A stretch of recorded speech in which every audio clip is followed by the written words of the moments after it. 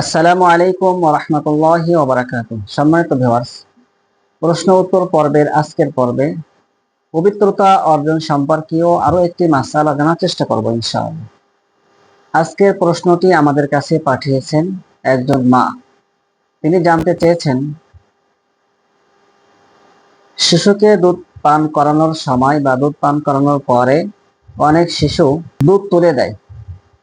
উক্ত দুধ কাপড়ে লেগে গেলে কাপড় অপবিত্র হয়ে যাবে কিনা? অত্যন্ত গুরুত্বপূর্ণ একটি প্রশ্ন। এর উত্তর জানার পূর্বে আমাদেরকে একটা বিষয় স্পষ্টভাবে জানা থাকতে হবে। বিষয়টি হলো, শিশুরা দুধ পান করার সময় বা দুধ পান করার পরে বমি করে দেয়। এই বমি করাকেই আমরা আমাদের পরিভাষায় দুধ তুলেছে বলে ব্যক্ত করে থাকি। এই বমির ক্ষেত্রে একজন প্রাপ্তবয়স্ক ব্যক্তি বমি করলে যে হুকুম, একজন শিশু বমি করলেও একই হুকুম। তাহলে চলুন বমির হুকুমটি আমরা জেনে নেই। কোনো প্রাপ্তবয়স্ক ব্যক্তি অথবা কোনো অপ্রাপ্তবয়স্ক শিশু যদি মুখ ভরে বমি করে, তাহলে ওই বমি নাপাক এবং উক্ত বমি কাপড়ে লেগে গেলে কাপড় নাপাক হয়ে যাবে।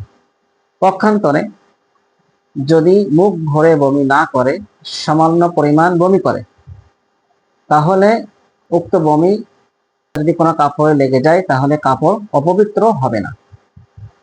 আশা করি বিষয়টি বুঝতে পেরেছেন।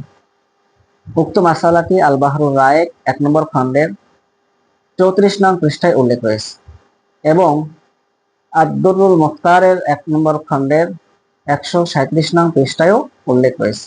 আল্লাহ রাব্বুল আলামিন আমাদেরকে সঠিক মাসআলা বুঝে তদনুযায়ী আমল করার তৌফিক দান করেন।